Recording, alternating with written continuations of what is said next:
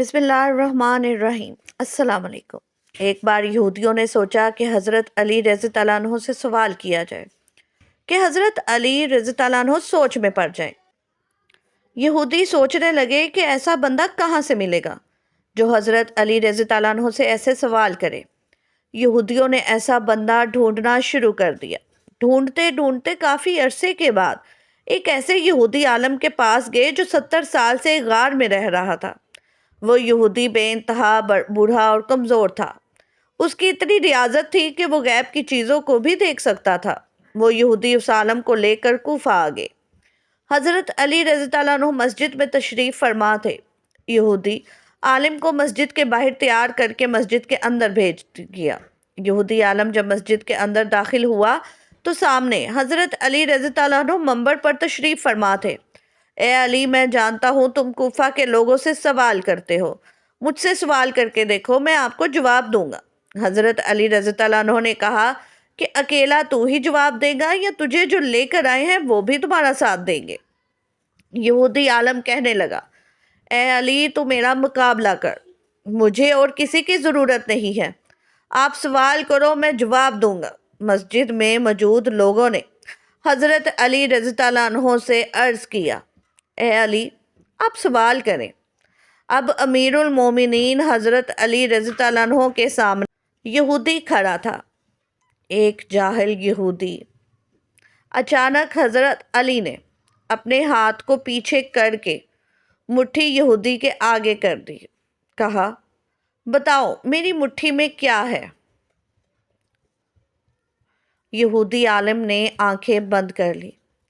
آسمانی کتابوں میں غیب کے علم کی مدد سے آسمانوں میں اپنی جھانکا آنکھیں کھولی اور کہنے لگا کہ وہ ابو قبیس میں ایک فاختہ نے انڈے دیے ہیں، ان میں سے ایک انڈا آپ نے اپنے ہاتھ میں اٹھایا ہے۔ صحابہ کرام اور مسجد میں تمام لوگوں کی نظریں حضرت علی رضی اللہ عنہ کے ہاتھ پر تھیں کہ دیکھے کیا نکلتا ہے۔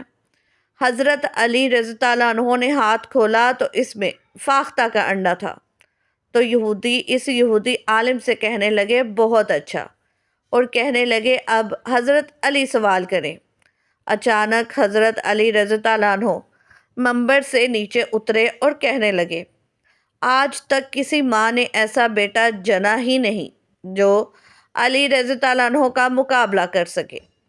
حضرت علی رضی اللہ عنہ نے وہی انڈا یہودی عالم کے ہاتھ پر رکھ دیا اور فرمایا کہ لے، اسے وہیں رکھ کر دکھا جہاں سے میں نے اسے اٹھایا ہے۔ حضرت علی رضی اللہ عنہ کا اتنا کہنا تھا کہ یہودی عالم آپ رضی اللہ عنہ کے قدموں میں گر پڑا اور کہنے لگا، یا علی، جو میں نے کیا وہ عالم کرتے ہیں اور جو آپ نے کیا وہ کسی عالم کے بس کی بات نہیں ہے۔ جب یہودی عالم نے یہ دیکھا تو شرمندہ ہو کر جانے لگا۔ تو حضرت علی رضی اللہ عنہ نے فرمایا کہ اگر اب تو یہاں آ ہی گیا ہے تو مجھے کچھ بتا کے جا۔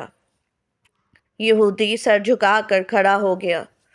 پوچھئے یا علی، آپ رضی اللہ عنہ نے پوچھا، یہ جو تو غیب کے جواب بتا دیتا ہے تو نے کہاں سے سیکھا ہے؟ یہودی کہنے لگا، یہ میں نے ریاضت کی ہے، عبادت نہیں۔ حضرت علی رضی اللہ عنہ نے کہا، اپنا نفس مارا؟ یہودی کہنے لگا، جی مارا۔ حضرت علی رضی اللہ عنہ نے کہا، تو کیا کرتا ہے نفس مارنے کے لیے؟ یہودی کہنے لگا، میرا نفس جس کام کے لیے مجھے کہتا ہے میں وہ کام نہیں کرتا، جس کے لیے روکتا ہے وہ میں کرتا ہوں۔ کلمہ نہ پڑھتے ہوئے بھی میں ریاضت کے اس مقام پر پہنچ گیا ہوں کہ میں غیب کی چیزوں سے واقف ہو گیا ہوں۔ حضرت علی رضی اللہ عنہ نے فرمایا، اچھا، تیرا نفس جو تجھے کہے وہ تو نہیں کرے گا؟ یہودی کہنے لگا، بالکل، میں وہ نہیں کروں گا۔ حضرت علی رضی اللہ عنہ نے کہا، تیرا نفس کیا کہتا ہے تیرے مسلمان ہونے کے لیے؟ یہودی کہنے لگا، میرا نفس کہتا ہے مسلمان نہ ہو۔ حضرت علی رضی اللہ عنہ نے فرمایا، اگر تیرا نفس کہتا ہے تم مسلمان نہ ہو تو پھر تم مسلمان ہو، کیونکہ تو کہتا ہے کہ تیرا نفس جس کام کے لیے تجھے روکتا ہے تو وہ تو کرتا ہے۔